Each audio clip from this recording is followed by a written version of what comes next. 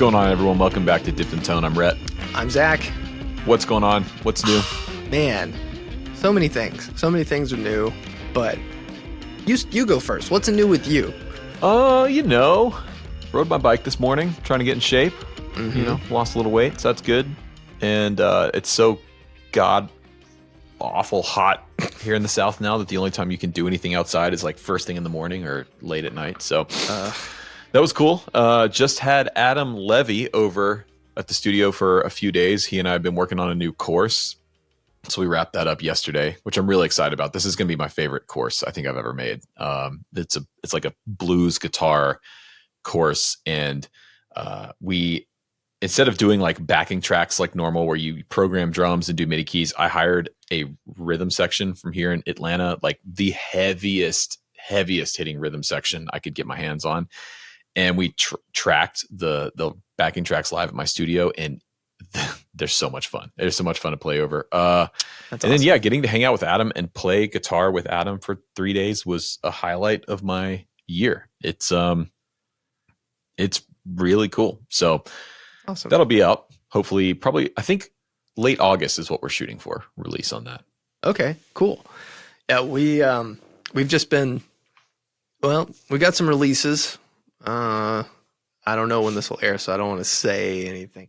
But I've been just like in circuit board purgatory, and likewise, it's been so insanely hot because we have been shooting some videos out in the shop, and I've shifted my routine around. I wake up at about 5:30 now, and I try to get to the shop before 6:30 usually, so that way I can prep everything. I can do all the stuff all the junk I hate doing. I can just get it done. Well, there's no one else here. There's no distractions. And also like, I don't have to delegate anything. I can just do my own thing, but just trying to like prep everything so we can shoot like as soon as everyone's here.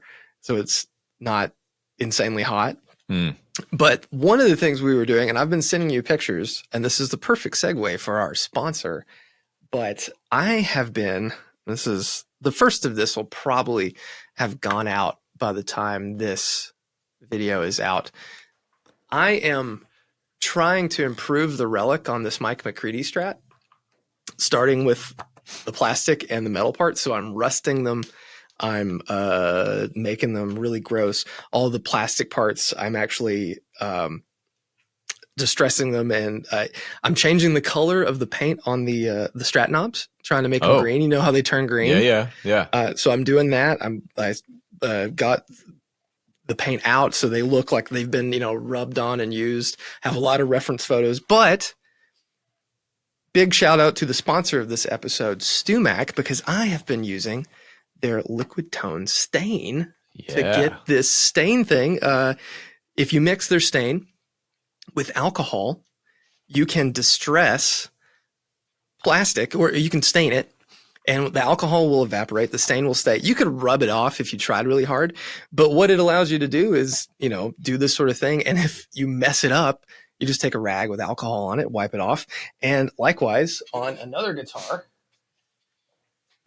I stained the tuners on my Les Paul. Nice. So this guitar is like beat up and gross, and the tuners were bright and green, and it's like, well, let's make them a little yellow. So I used some of the StewMac stuff. So if you want to do some of that yourself, wear gloves. Yep. Don't wear clothes you like. Right. But you can use the products at StewMac to do these sort of things at home yourself on your own guitars. And it's really fun. And I think you should try it. Yes. StewMac.com/dippedintone will get you 10% off of your order. And, go get some relicking materials. Go watch Zach's video on how to do it. I imagine that's what you're talking about, right? The process of everything and pretty much. Do's and don'ts. Like using muriatic acid or ferric chloride to etch metal is pretty stressful, and it's not something you should do haphazardly. But doing the stains and stuff, like if you have a Strat that's road worn, or if you're putting a new pick guard or something on a guitar that you've had for a long time and it just doesn't match, it's a really easy way to take it to where it looks like it's the age it should be. So check it out, stewmac.com/dippedintone.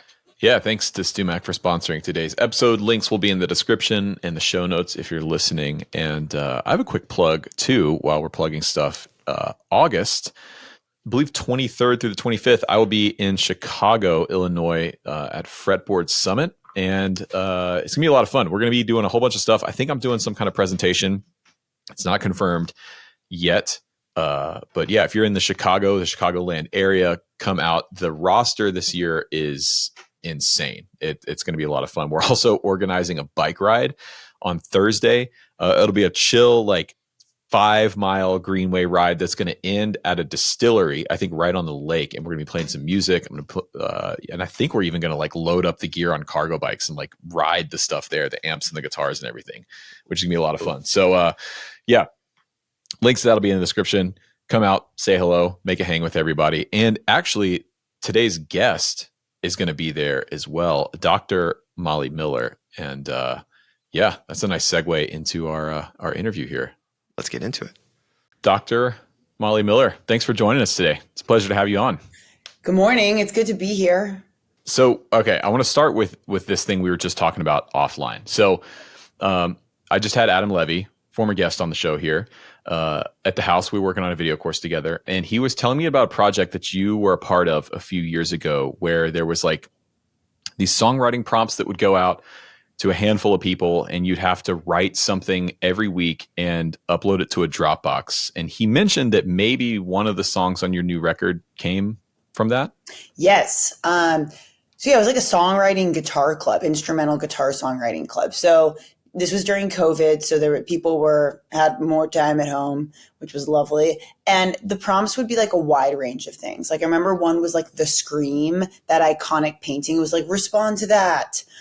Some were more abstract, or like Big Mouse, Little City. Then you like write something. It could be anything. It could be a section or a whole song or 8 bars, but you just have to write something. And then some were more like nerdy music stuff, like write a blues in A, and not necessarily, it was like a 11-bar blues. Like it wouldn't be like the obvious 12-bar, 8-bar blues in A, but don't use the note A. And then, like just like, Nice. That's awesome. One that I remember is like make Locrian believable. And I read it as Lydian because I was like, chill, I love Lydian. And then I was like, I was about to turn it in. It was like, Locrian? Who likes Locrian? But yeah, there was this one prompt that was write a prequel or a sequel to a song you love or whatever. And I chose Daniel Johnston's In the End. Oh, no. Daniel Johnston's True Love Will Find You in the End. He had, I think, just passed. And it's a heartfelt song. And so I wrote the sequel, and it's on my record. It's called In the End. That's rad. So you got a song on your record from this, like, I guess, would this have been during the pandemic? Pandemic-y, for sure, pandemic-y. Yeah.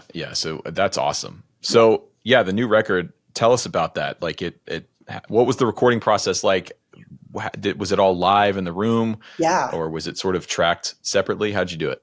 Yeah. Well, the whole, like, I play with Jennifer Condos and Jay Bellerose, and we do a lot of live stuff. Like we are all like very, all of us record. And I mean, Jen and Jay are like, especially like our iconic studio musicians, but we play together live trio. And the goal is to make it sound like a live, lush trio that does not need anything else. And so we've recorded this is our 3rd record with this idea of just like, it's the trio, that's the whole thing. And we want to capture that sound. So we went to the studio and recorded it in 2 days. Everything was live. Jay overdubbed some percussion, but outside of that, it was like pretty much no overdubs. It was like just live. And Jason Warmer, who's a wonderful engineer, was our engineered us the studio and mixed it as well. He works with Jay a lot, and with T-Bone Burnett, he's kind of from that world. So it was like, I'm so happy with how the record sounds. I think Jason did an incredible job and captured the live thing.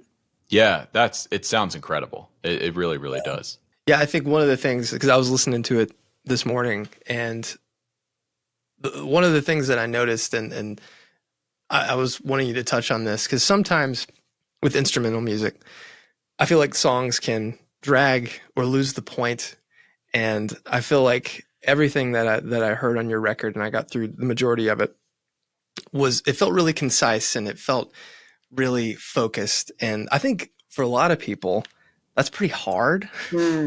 And I was wanting you to speak on that, like the ability to like create a melody and create a song that is effective, especially for an instrumental piece that really works in the, 3-4 minute sort of area. 2, 3, 4, like Jen J, right. Like we love doing like super short, concise songs. Some of our songs don't even have like improvisation on it. We look a lot to like old tunes, like where instrumentals were hits, like early R&B tunes, or like, think of like Booker T and the MGs, Mickey Baker, Dwayne Eddy, like all these sorts of people, the Ventures, where they were like, it wasn't like instrumental music wasn't this like wanky experience of look how many notes I can play and how fast I can play. And like, yeah, I played a melody, but let me just solo. And like, that can be fun. Like but our vision is like we say, bringing the instrumental back, where it's the focus on melody, arranging. And of course, there's a ton of improvisation and interaction between the players. I feel like that kind of goes without saying. But the focus for us is like making instrumental music that is that concise, melody driven, and our arrangements are there to help push the messaging and like tell a story. And I was like thinking about something, or like responding to like a interview thing yesterday. And it was like, I think so often people just think like lyrics, you need to have a visual picture, and lyrics, you need a story. But I feel like instrumental music does that. And that's what we're trying to do. I feel like sometimes with instrumental albums, you can easily fall down the trap of, it's almost like making instrumental music for other instrumentalists, for other musicians. And it can seem inaccessible to people that don't play music. But your record is one of those ones to me is still really accessible, and it's fun to listen to, and it's engaging. They feel like songs, not vamps to shred on, basically. So was that a conscious effort during the writing process, or did that just sort of naturally happen? 100%. Yeah, that's exactly. It's like we're writing songs, and like they all are connected, and there's a focus on the song and the arrangement. And I think it's a response to some instrumental music, and also, like I went to jazz school for like 9 years. I got my undergrad, master's, and doctorate, and I've like done plenty of casuals, and I'll still do them sometimes, where like you show up and it's like, what tune do you want to play? Okay, cool. And like, I feel like now the musicians I play with, we don't do this as much at all. And especially because now I have a huge book that opposes this, but where you play a melody, guitar player takes a solo, piano player takes a solo, bass player takes a solo, drummer trades fours or takes a solo, or maybe the drummer doesn't take a solo. You play the melody out, you kind of figure out some sort of ending, and you're like, okay, cool, it's over. So what do you want to do? And you do that again and again and again for 3 hours. You just do this same sort of like balancing act. And it's cool. I think it's like great training. It's so good to be able to do that and just to like interact with people with the immediacy of that. And so I started getting a bunch of gigs in town as a band leader, just like trio casual gigs, like at a restaurant, at a bar, at a hotel. And it became Jen, Jay, and I. That was like my first call. And I started actually getting the opportunity to create arrangements and be like, here's how, like, we're going to start the song this way. Let's end it this way. We'd rehearse and like have actual arrangements. And they were concise, because Jen hates soloing and Jay solos, but it's not like he doesn't want to solo on every song, and Jen at first, when I started playing with her, like refused to solo. And now she'll do like, she solos on a few songs. So out of like the necessity of like, how many freaking guitar solos can you hear? I mean, over the same sort of like things, like we were like sought out arranging.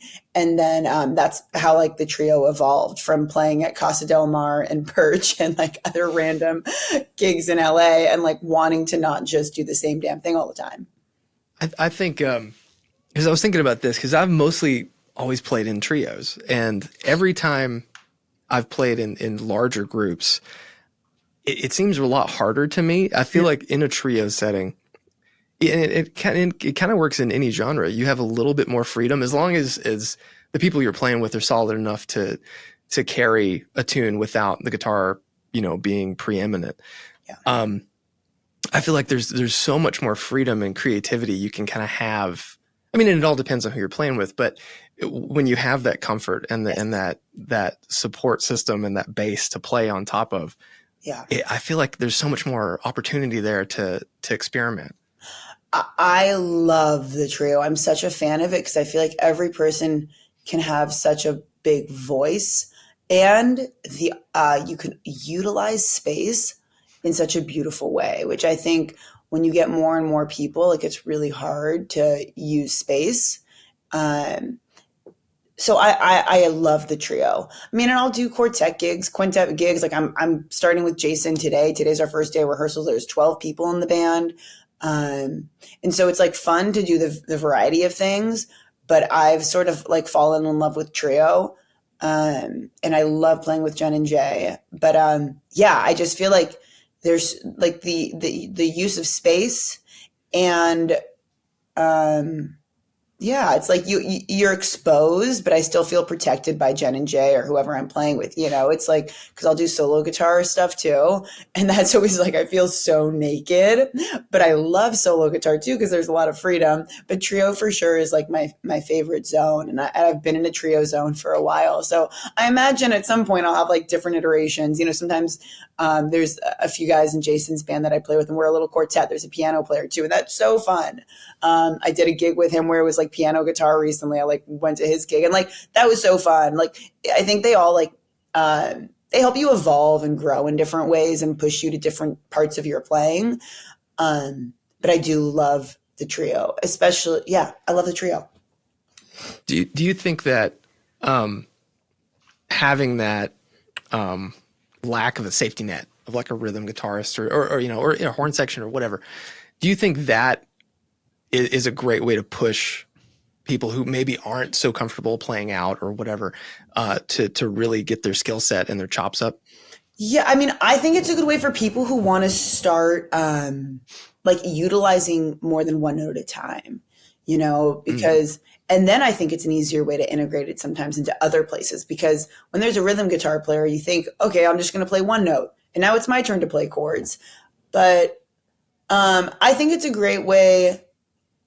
I think if you're doing trio right, you're forced to play melodies in creative, thoughtful ways, and you're forced to play melodies that integrate some sort of chordal element.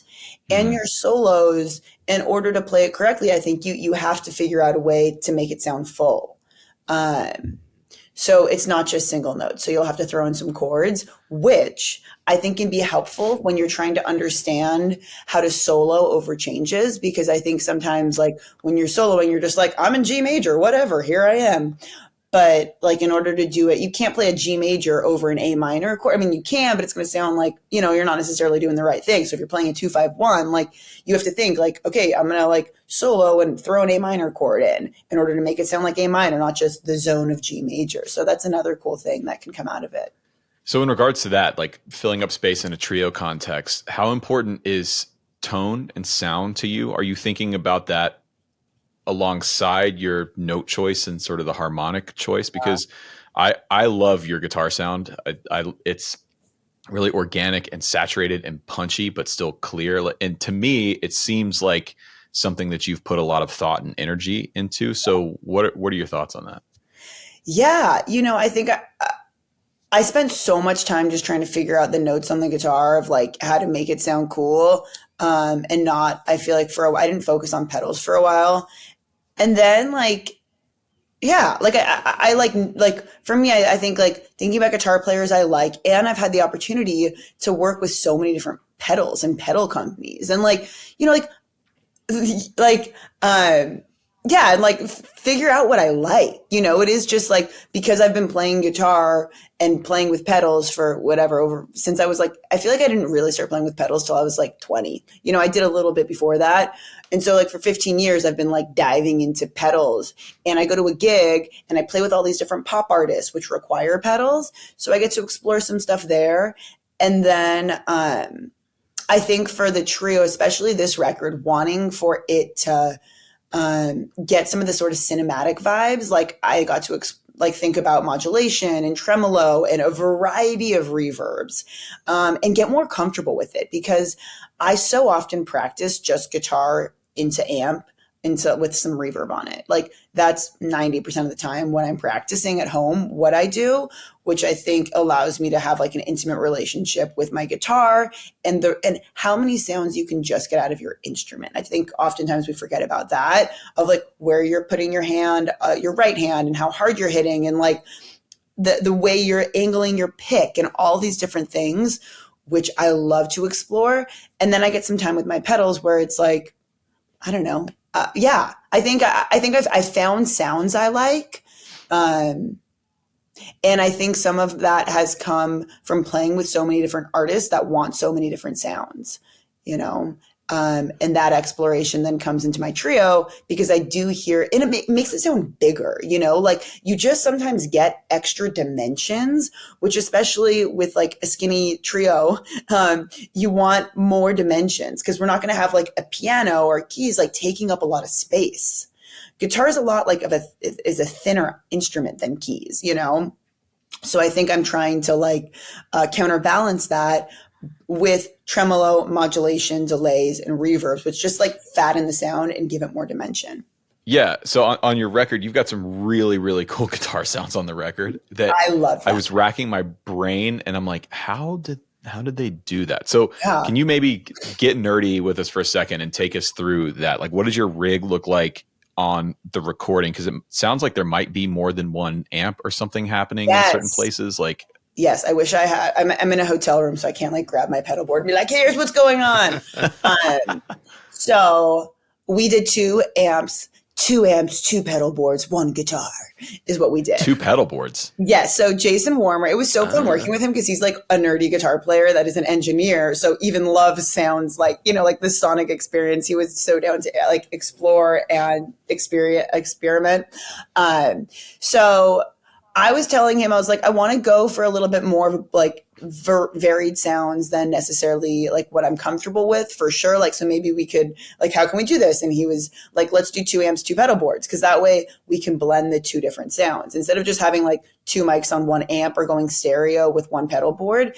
We had my pedal board going into a Princeton and his pedal board going into a Vibrolux. I was waiting for my Benson guitar amp to show up, and I think it showed up like the day after we finished recording or something, which now I have and I love and I cherish, and it's on the road with me. But so he had his pedal board, and we had similar sounds on it, you know, different pedals, but like, you know, we both had a variety of modulations and some delays. He had compressor, which I never use, and some like drives and we had similar like sounds, but different pedals. And I have a list of it, but yes, I use on my board, Chase Bliss Audio, Dark World and Warped Vinyl, which I used a ton. Dispatch Master is pretty much always on. I love that pedal, that Earthquaker Devices pedals. It's kind of that, and the Flint are 2 of my Desert Island pedals for sure. I used Drive Spatial Delivery. I don't think I used it on the actual record, but Oxblood, I love Keeley Electronics Distortion. And I think those are the pedals I used. Oh, and I had a memory. I think I used the Memory Man, what is it called? The Memory Man, right? Is that what it's called? The big one. Yeah, Memory Man. Deluxe Memory Man? Called. TC Electronic Memory. Yeah. And he had one of those too. He had like a Keeley sort of like modulation pedal as well that we used a bunch, some compressor. Oh, Monterey, that's what it was called. The Keeley Monterey. Mm-hmm. Yeah, cool. The slapback slapback echoes thing. But so we had 2 different pedal boards and we were able to blend the 2 sounds. So it was really cool. I had like one that I was really comfortable with that felt like safe. And then he had one that would be like a little wackier, just like different. And then we could blend them together. And I feel like it made the guitar sound so expansive. All right. I'm going to try that. I'm going to steal that idea. I've never thought about that before, but that's rad. Very cool. It almost sound on some of the tunes, almost sound like stuff was like double tracked. Did you do any of that? Or was that just the effect of the 2 amps, you think? Yeah, we did no double tracking. Yeah. There was like the only thing we did was like, it was like everything was so live except Jay's percussion. And I think maybe I'd be like oh, I hate that note. Can I go fix that note that I flubbed like 3 times? Like we recorded everything in 2 days. And not like crazy 2 days. We'd get there at like 11, probably record like 12 to 5. You know what I mean? It was like 2 chill days. We recorded the whole record at Valentine Studios in Valley Village. Yeah, there's a lot of like wide modulation that I heard that does exactly what you said, and that's one of my favorite ways to use like chorus or univibe is setting stuff really slow and wide. Yes. Where you can't even really hear it until it's gone, and especially in like a trio situation, that was my favorite way to boost when I would take a more clean solo. Is I would use a univibe set, cool, insanely slow, but all the way up, so it just made everything go like whoom, yeah, that sort of thing. Yeah, it just fattens it up, adds the extra dimension. I love it so much. So I want to go and talk about your education background, because I believe you're the first doctor we've had here on the show. Hey. So take us back, what was the initial reasoning for doing music school and then taking it as far as you did to where you are now? Yeah. Okay. So I grew up playing guitar. I was started playing when I was 7 with my siblings. And when I was 16, I went to Berklee College of Music for a summer camp, like a week-long summer camp. And it was this powerful, this is what I want to do with my life. Before that, I was like, yeah, maybe I'll be a musician. Maybe, I don't know. But it was always I was taking it more seriously before that. I was pretty sure I was going to do it, but there was something explosive about that experience. It was me and a bunch of guitar players. I was like, this is what I need. And so, yeah, then I knew I wanted to go to USC because I wanted to be a musician in LA. It's I wanted to play pop gigs, and I don't, you don't really know when you're that young, what it means to be a musician. You're yeah, I want to play the guitar on stage, whatever. So then I went to USC. I really was focused on going there because they had a great guitar program, studio jazz guitar, and a really strong liberal arts school as well. So I went to USC. I was finishing my undergrad, and I was I just want to play guitar. I've been a student since I was kindergarten, whatever. And my parents were my family was encouraging me to stay and get my master's. They're it'll give you more options. You're already teaching. I was teaching after school stuff and at the local guitar school, things like that. And I was I think you're right. I was kind of begrudgingly was I think I should apply. You're right. And I did. And I became a TA, which just made it make so much sense to be in school. And also I like structure. I think most people do. I think some ideas of what an artist is or a musician is you wake up when you feel like it, you go get some coffee, maybe you wait till 6 p.m. then you're inspired and you play guitar till 3 a.m. Some people are like that. I'm not. I like some structure. I do, some days I do that. There's plenty of days where I wake up when I feel like it, drink some matcha and chill and play guitar and whatever. But school gave me a lot of structure, and I think it still helped me a lot with guitar. I was utilizing projects in school for outside, and I was gigging a lot. I was gigging probably 4 days a week and teaching and in school. And I was in my early 20s, so I had the energy to do that. And then same thing for my doctorate. I was kind of I've been in school for so long, I want to be out. But then I had this TA-ship, which was amazing. And I also like school. I'm still there now. I kind of never really left school in some ways. I love that environment. It's so cool to be around a bunch of people that love the thing you do, and are interested in talking about it and getting into the nitty-gritty and just nerding out on guitar and theory and education and music and it's a really fun environment to be in, which I think I didn't even necessarily fully understand when I was in school, that how much I enjoyed it. So I stayed for my doctorate, which was for me, I remember I was it was not something I thought I was going to do. I was no way.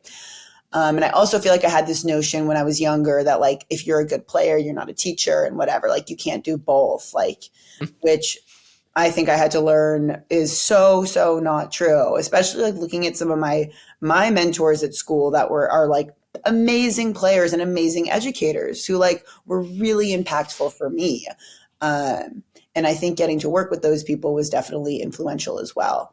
So I stayed and got my doctorate, and it's just it was just like a part of my routine. I'm really happy I did it straight through. I was at USC for 9 years, but by the time I was leaving, it was like hard for me to make it to class because I was working so much. Which was a really, I feel, and then like I graduated from USC. I was gigging a ton. I had started traveling. I was teaching outside of school, like, you know, just like doing the thing. And then like a month after school ended, Jason Mraz texted me and it was like, or emailed me. It was like, I'm starting a new band. Like, do you want to play at like Petco Park for this corporate gig? And I was like, yeah, so excited. And then also I texted Adam Levy, who was working at Los Angeles College of Music at the time. And I was like, yo, I just got a doctorate. If you need a sub or want someone to teach a class, like I'm your girl. And he was like, cool, you have 2 classes in the fall. And I was like, oh my God, I have a college gig and I have a pop gig. Like, this is so cool. So yeah, so like I feel really fortunate, like timing wise, everything kind of worked out. And I'm really grateful that I stayed for school because I did truly enjoy my time there. And I think it's given me some opportunities like teaching at LACM and running the department and going back to USC now as a educator or as a professor at USC. So I think it's just given me opportunities and so yeah. Do you make people call you doctor ever? No. Why not? Well, I'm trying to think if like I ever have been like, oh, it's Dr. Molly. I can't even finish the sentence without laughing. Yeah, I was a little nervous at the beginning of the episode because I didn't know if I should use it or if I should. Like, I don't interact with a lot of doctors, as you can probably guess. So I was a little nervous. Rhett. Yeah. Okay, so I want to, because there's this sort of idea out there that's persisted on the internet and guitar forums and YouTube comment sections for a long time that like, if I learn theory, I'm gonna lose feel. I can't play with soul. I can't play with vibe if I learn any theory. Like it takes all the feeling out of music. You're obviously a living example that that's not the case. So what would you say to people that maybe they think that, or maybe they're just a little nervous or tense about it because it seems like such a daunting thing, especially on guitar, because a lot of music theory is a little difficult to translate to guitar versus piano or other instruments. So how do you respond to that kind of thing? Like like the opposite of that. I'm like trying to think of like a metaphor. It's like if you learn how to like read, like will the English language not be as enjoyable or something? You know, it's like something where you're just like, to me, understanding theory has opened up the instrument and music for me. And it just allows you to know what you're doing. Like it's actually a powerful tool because it's not like I'm thinking when I'm writing music, let me do a 2-5-1 here. And then I'm going to modulate to the like a third up. Cause wow, wouldn't that be cool from the theory class that I was in? It's just so cool. Like one of my inspirations for writing music is like, I learn a bunch of tunes. Like you learn tunes and you can analyze what's going on. And then you understand like, oh, the 3 minor sounds this way and it makes me feel a certain way. And that's the feeling I'm hunting for. Oh, I love this progression and that's a cool progression. Like you can explore, you can analyze what other people are doing, understand it, and then, implement into your own music. And yeah, to me, it's like there's a power in knowledge. And I think it's such a myth and it's such a cop out.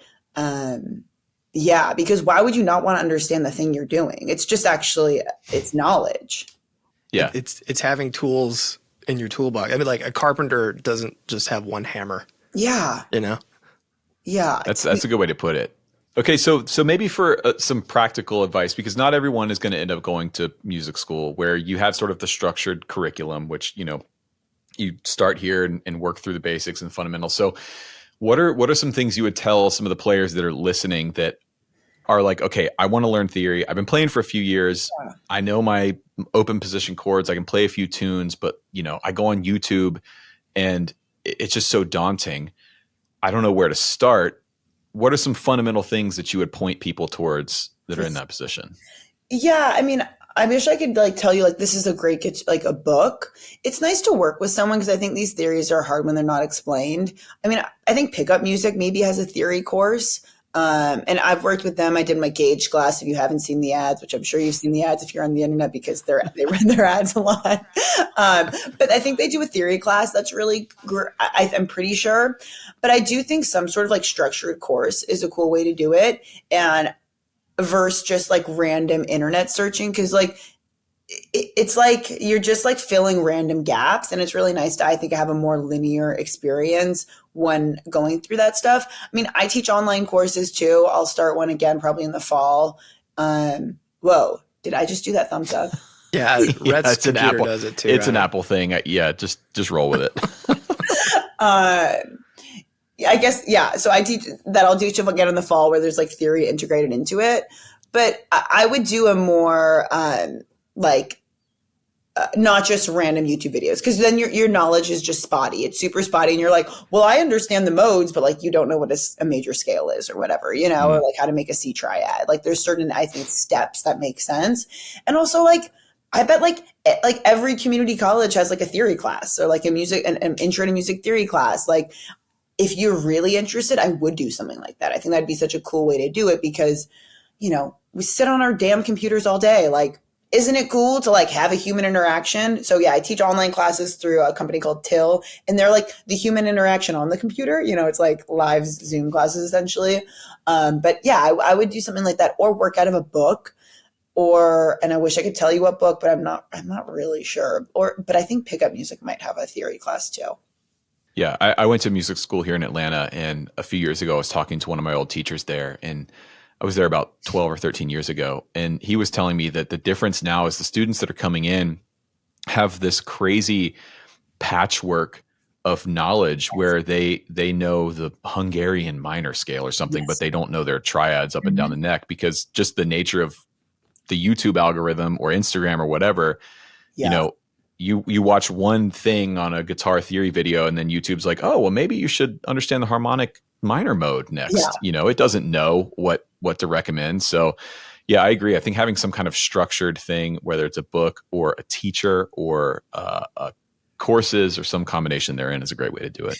Yeah. I mean, I've worked at a couple different colleges and spoken with a bunch of my colleagues from different colleges as well. And that's such a major issue of students not having kind of a more linear experience or education that's outside of the internet. Yeah, because there's just so many major gaps in knowledge. And also, I think people want to be impressive on Instagram. That's like sometimes a goal beyond understanding. So it's like, let me learn this really cool thing. Like, oh, what are you doing? They have no idea. You know, like put your finger on a C note. They're like, a C note? Like, you know. Yeah, that the age of just, I mean, we're all too young to have just only listened to records and learn that way. And then, you know, for myself in the late 90s, early 2000s, it was all tablature in the back of guitar magazines and things like that and taking lessons in person. But yeah, that was something, a trend that I think we all saw. And for people who really put the work in to like learn some stuff, it was kind of frustrating to see people who, you know, they could play every John Mayer riff with the utmost accuracy. But then if they tried to do anything else, it's like, well, they don't have any other like groundwork laid. So it's curious to see like where like the future of like guitar playing is going to go based off social media and trends.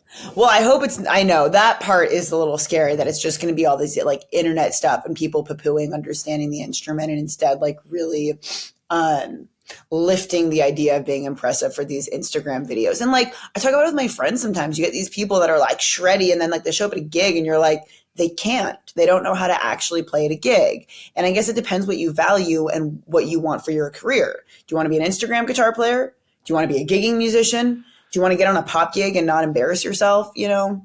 So, yeah. There's a very big difference between, so I've been playing in front of a camera for the last, 6 years basically. And before that I was touring full time. And there's a very big difference between playing to a camera or your phone and playing with people. Yes. And I agree. I've seen that myself where there's a lot of, not a lot, there's a few examples of people that are incredible. They've got facility and technique all day long, but then you put them in a jam or with a great rhythm section and they don't really know what to do. Yes. And that leads to a question we've actually got from someone who's watching the live stream. Charles says, almost 43 years old. I've almost never played with others. I feel like it's holding me back. Not sure how to approach that. Open mic / jam nights seem daunting.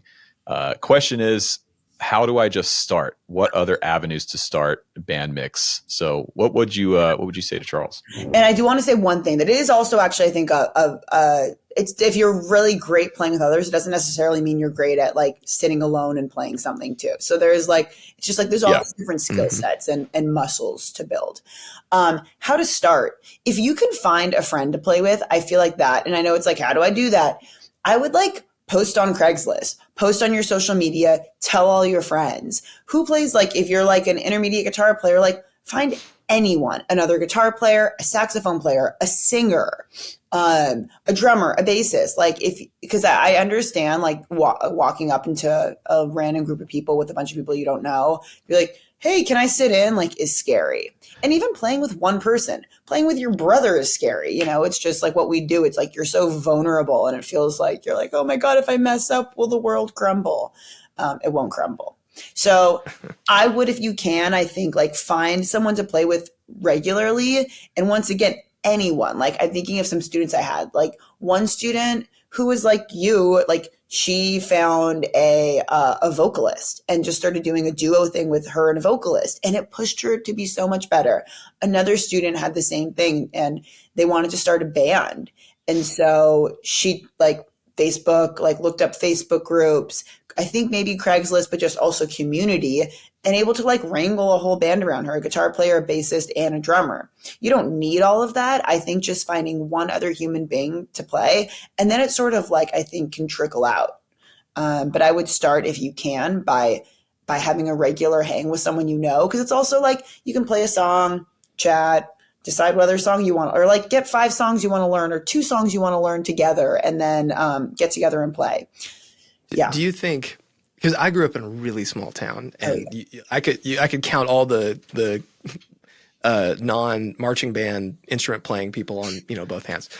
Do you think there's value these days in just like trying to practice a lot to tracks and that sort of stuff, like online, just to give you some sort of comfort or familiarity with like following changes and listening? I think of it as different though. Like I think that's for sure valuable. Playing with tracks is a great tool that we now have of, like iReal Pro or whatever it's called. Like you're on your phone and you're like, I'm going to turn the bass down and practice playing bass lines, and I'm going to change the BPM and change the key just with my like little phone right here. Like I think it's amazing that we can do all that. And I think it's a great tool, but nothing changes playing with another human being, like working on your sense of time, or cueing, like musicality. Like you can't start to play quieter and then the track plays quieter with you. You can't like go big and the track goes big with you. I think there's certain, which like those things feel so human to me, like the musicality aspect, which is like kind of the most fun part. Is like, oh my God, I'm talking to someone with my guitar, So, because I know what you're saying is small town, but even like a small town, like you're not the only person with a guitar. And I think so many people want to play with you, and it's just really scary to initiate it. Yeah, sure. It's tough for sure. So you mentioned today's the first day of rehearsals for the Jason Mraz gig. You guys have a tour coming up, and we'll link all that stuff down below if people want to come see you live. So what is it like for you? Because you've played all types of gigs, like you said, the restaurant thing, the small duo thing, and now the big pop thing. So what was that like when you first got hired on with that group and with Jason? Was it a pretty easy transition to make? And what are the differences now? Like, do you have to shift your mindset going into the big pop gig versus your trio or versus one of the smaller things? Yeah, I try to live my life as like holistically. I like to think the guitar should be seen this way. I think the gig should be seen this way. Like, yeah, sure, they're different. They're details that are different. But in general, like all the same rules apply. It's like I shed the tunes. I know them intimately. and I get to interact with people on stage. Like when I first started, it was like, I had been preparing, you know, I was doing like local gigs at like Hotel Cafe, or like the Troubadour was a bigger one, but like, or like So Far Sound, like backyard gigs with artists, where I was preparing in the same way, where I was memorizing their music, like playing with pedals. Like I was at their mercy. It wasn't the Moller Miller show. It was whoever I was playing with. It was like about supporting their music and their vision, while still staying true to myself. So I think I definitely built it up in my head, but to me, like, it's not fair to make certain gigs more important than others. And you never know. Like I started working with Zayn from One Direction, and the musical director saw me at my restaurant gig that I do. And like, he was like, remembered me because he was like, oh yeah, like he knew the vocalist, but he was just like, oh yeah, Molly like seems pleasant. I met her and she's a good guitar player. I don't remember meeting him. But if I was just like, screw it, this gig doesn't matter because Jason Mraz isn't on stage with me, like I think that's such a horrible way to go through gigs in life. But there is like so much excitement when you're on stage playing for thousands of people. Like it is a different sort of high. And during COVID, I think I felt that. Because I remember like my first gig with him back from COVID was like a car gig where like a bunch of like cars showed up and like watched us from their cars because of COVID. Oh, like a drive-in thing? Yeah. Drive-in, that's the word, not a car gig. Nice. And even that, I was like, oh my God, there's more than like these like whatever, like these weird COVID gigs I had been doing. And that was a weird COVID gig. There's a different high. You look out and there's like thousands of people screaming, and there's the light production, and there's video, and like it's cool to have thousands of people sing along to a song while you're playing. And I get to open this tour too, so like the trio gets to open, cool, which I'm really excited about. So there is like a different energy level, because I do think every human being is like putting their energy into the world. But like sometimes I do a gig, like, you know, when like ETA was around, like play, or like still like a local gig, and like, and I get the high feeling too, because you're just like, you have a great show and people are listening. Yeah. And they're putting their energy in and you're putting your energy out, and it's just like a beautiful thing. It's not like I only get like adrenaline rushes from Jason shows, or like big shows. Yeah. And in preparation, there's like the preparation variation is like, I don't have to set up my own gear, which is really nice. Yeah, I don't have to like, but like preparing, it's like, no, I've spent a bunch of time with the music. I know it well. I don't like to stare at I don't like to look at music when I'm playing. And I like just try to be really present. I mean, it's like a little like, in some ways, like it's different. Like when my trio, it's like I'm there, I'm playing, I'm talking, whatever, or like different art. But like with Jason, like I run around on stage and dance. I take a solo, I play little chords, I dance with someone else. Like the show's really fun. Yeah, like this show's a lot of fun. So speaking of the shows, James in the chat is asking, on the dates where the trio's opening for Jason Mraz, are you using the same rig for both sets? How do you approach recreating the sounds on the new record and a big time pop gig on the same night? Yeah. So I use the Helix like on the road with Jason, and I have a couple Rogue pedals outside of the Helix that I'm using. And so and it'll be different, you know, like my bedroom is just different than a stage. So even though like technically, yeah, I'm like, I have like Jason pedal settings or whatever, you know, different banks of like this song, this general sort of vibe for a few songs. And then I have two Moller Miller Trio pedals right now, pedal settings, banks, I don't know what the word is right now, presets. So I have like just different boards with the Helix, presets with the Helix that I'm using for the trio. Yeah, and I'll see how it feels. Like, so what I do on the Jason gig, the one variation from my set to Jason is on my set, I'm going to do wedges, and on Jason, I have in-ears. Okay. And so, yeah, and I'll see how it feels. Like, that's the truth, is like you prepare and you think, and like I have all these like sounds set up, but then maybe I'll be playing live and it just feels like I should have a different sound when I'm playing in an amphitheater versus playing at like a little jazz club, you know, but I do the Helix, and I have my XLR out goes to the front of house, and that has like the amp sound on it, the amp modular on it, amp modulate, whatever, I can't talk right now. And then quarter inch goes into my Benson Monarch, and that doesn't have the amp on it. So That's what I was going to ask.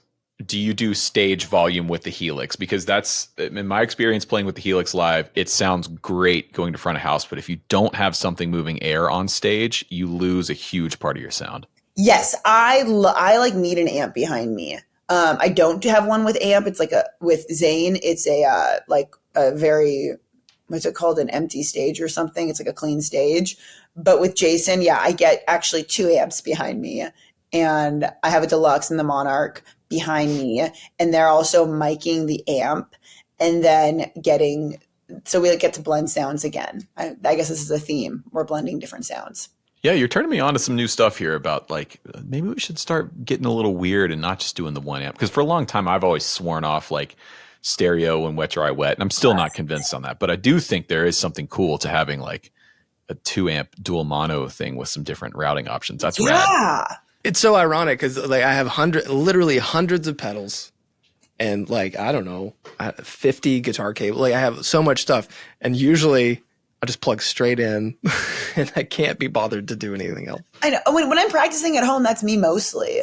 But like, I don't know, there's such a power. Like, I guess I didn't set up any of that. Like, you know, like someone else sets up my board when I'm with Jason, which is like so lovely. And then, yeah, whatever. But yes, that's the dream. I know. It makes me being able to just end the gig and set your guitar down and walk off stage, and then it just shows up in the next city. Oh my God. That's awesome. I do carry one guitar. I'll always take a guitar after the show and keep it with me so I can practice in the morning and not bother people. But yeah, and I know you appreciate that too, because you still do the local, like, oh my God, smaller gigs where you're loading all your stuff in yourself. So that's cool. Yes, I do it constantly. But when I'm with Jason, I don't have to. And I still have so much stuff. Like, you know, I like flew in yesterday and it's like this bag, this backpack, this like huge suitcase, like whatever. I just feel like I always have so much crap I'm carrying. While we begin to wrap up here, I selfishly want to ask a question because you said you started playing when you were 7. My little boy is 6. Cool. And he's kind of like there's guitar, like obviously there's a bunch of gear around the house, but he has like his guitars. He has a vintage short scale melody maker and like a bunch of cool stuff that is his. And he's starting to show interest in wanting to learn, not just, you know, goof off and you know, play, but learn. Do you have any advice for me, seeing as you went through that? Yeah, I mean, I'm so grateful. I played with my siblings. So I think having other people to play with, and now they do a really good job. I feel like there's like, thank you, Jack Black, but like, you know, for that movie, but I feel like there's like School of Rock, like in so many cities, or like I used to teach like rock band at like an after school, like elementary school. Like I think playing with other people is essential because like, yeah, music is like, you know, obviously it's like a lot of it is like a something you do alone, you know, it could be like a solo endeavor. But I think especially at that age, there's like so much joy in playing with other people. Cause yeah, I did like rock bands with my friends. Like I played with my siblings. I did jazz band at school.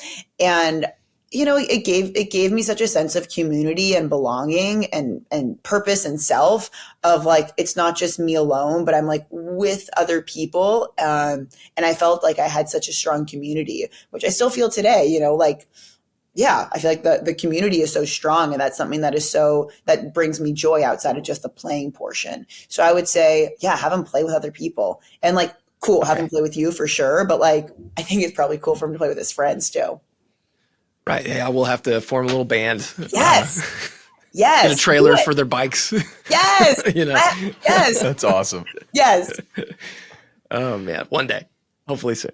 Well, Molly, it's been an absolute pleasure having you on. Thank you so much for taking the time. Yes. Like I said, we'll have links to your new record and tour dates and all that stuff down below in the video description. And yeah. Hopefully I'll get to catch one of these shows that you got coming up. Yes, wait, yeah, we were in Atlanta last year. I don't think we're going to be in Atlanta this year, but yeah, if there's any show you want to go to, hit me up. I can travel. I'll see you at Fretboard Summit. Yes, oh. Yes, I'm very excited about that. You're doing a tennis thing. I can't play tennis, but you can ride bikes, and we're doing a bike thing. So maybe we'll make that happen. So figure it out. I'll be there. We'll be there. We'll figure it out. That was great. Talking to Molly Miller. What a cool guitar player. Yes. Yeah, she really, I mean, to have the dedication to get your doctorate is pretty cool, and something that so few guitar players, I don't know if a lot of people even aspire to have that much dedication to stuff. So it's so admirable, and she's so good. And the new record, the Ballad of Hotspur, is awesome. So It really is. I've enjoyed listening to that record. You should go check it out. There's some incredible tones, incredible playing. I love the fact that it was live tracked all in the room, 2 days, minimal overdubbing. I think that's super cool. So yeah, we'll have links to all of her stuff for Instagram, show dates with Jason and her trio. All that stuff is linked down below. So all right, do you have a shill? I do. Do you want me to go first? Yeah, you go first. Okay. So I have been, well, I have forever been on a pickup journey, and my trusty R9 here, after I got the Brazilian Murphy, these guitars felt a little redundant. So I wanted to put some different pickups in it. So I got, as on my shirt there, some Seymour Duncan. These are the Antiquity JB Jazz. Okay. And now I've played a lot of guitars with the JB and Jazz, but I've never owned them. And the Antiquity ones are like, oh, it checks all my boxes.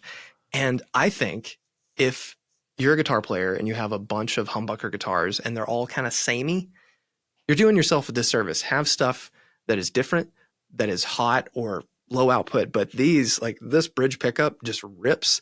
But it's not just for sick leads. You can do everything with it. But I'm really happy with these Duncans, and I bought them. It was not given to me. So. Here's a dumb question. I've never known what JB stands for. Well, initially, like the pickup was first like a thing that Seymour had done with Jeff Beck. But it was never like an official Jeff Beck model. And I think like the Telly Gib, have you seen that guitar? It's like the Telly with the two humbuckers that are open zebra coil. So. Yeah. And it was Jeff Beck played it for a time in the 70s, I think. But yeah, the JB is essentially like just a quick pickup lesson. It's just kind of like everything but the wire, right? That's on the coil is basically the same. It's just like Allen Eco 5. It's like a, PAF like, except that this uses a smaller diameter wire. And what that means is you get more turns. It creates higher resistance. And resistance is not necessarily output, but it gives this thing a nice mid-range focus and aggression that is a lot more in your face than like a PAF thing. Got it. So JB, Jeff Beck, not officially, but yeah, it's just, it's like the iconic like it and the Duncan, or the DiMarzio Super Distortion are like the iconic like hot pickup from back in the day. And I think it's worth like putting different things in your guitar so it's not all redundant. I like that. Swapping pickups. It's part of the fun of having, an electric guitar and all that kind of stuff. So yeah. All right. My shill, the HX1.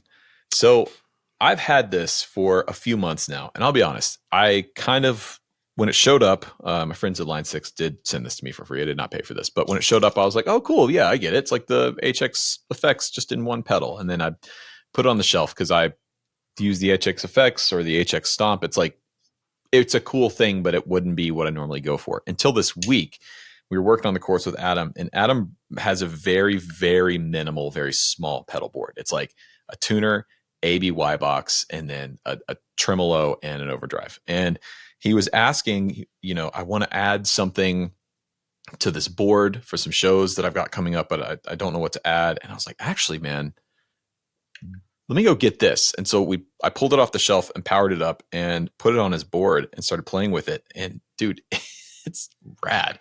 It's basically all of the Line 6 effects built into one pedal. So it can be any effect you would want it to be, right? Like it's modulation, delays, reverbs, looper, distortion, fuzz, all that stuff.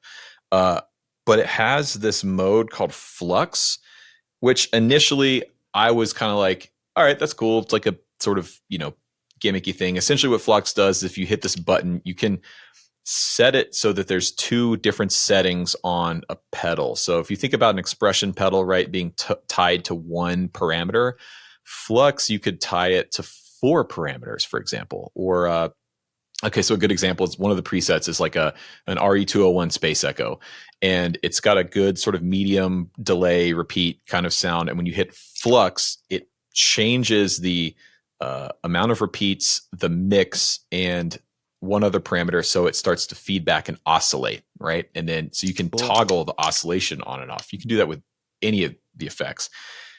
I'm actually really stoked on this thing now, having shown it to Adam. It's going to go on a board. I'm thinking about kind of revamping my main pedal board, my studio board here, and yeah, this thing's going to earn a spot. Yeah, and I tried to buy that one from you because I wanted one, and they were sold out from Line 6's website for a second. And because I'm building a board, and I have like a bunch of like normal stuff, and then I thought, I need something like just that does what you said. And Matthew had one, and we were like, well, I should just get one. So there's one going on my board, and I was looking into how to program all the MIDI stuff with the gig rig, and pretty quickly decided I don't think I'm smart enough for that. So I don't know if I'm going to do that. You should try the Flux thing though, because it's cool. It's pretty easy to like set up. And for example, like a rotary setting, right? If you're playing through like a Leslie setting, it can be the speed slow knob switch on a rotary, right? Like you can hit flux and have it speed up and slow down. That's a simple example. But some of the presets in here get pretty wild. Like the flux setting is changing like 5 different things, 5 different parameters, and completely shifting the character of the effect. You can change the ramp up and ramp down time. So it can be like a hard switch, or it can be a really slow ramp up and ramp down. It's really rad. I think if you have like one spot on your board and you're not sure what to put, you think you might want some modulation, or you want like a wild card slot, this thing's sick. Yeah, that's really cool. Well, again, thanks to Sumac for sponsoring this episode. StuMac.com/dippedintone. Get you some stain, get you some guitar parts, get you all the stuff you need. The weather is changing. It's hot out there, so your guitars probably are going to need a setup. So make sure you have all the tools at your disposal to do that. Yep. And don't forget to subscribe. If you're watching here on YouTube, leave us a nice review. If you're listening on Apple Podcasts or wherever you get your podcasts. And thanks, everyone. We'll see you next time. See ya.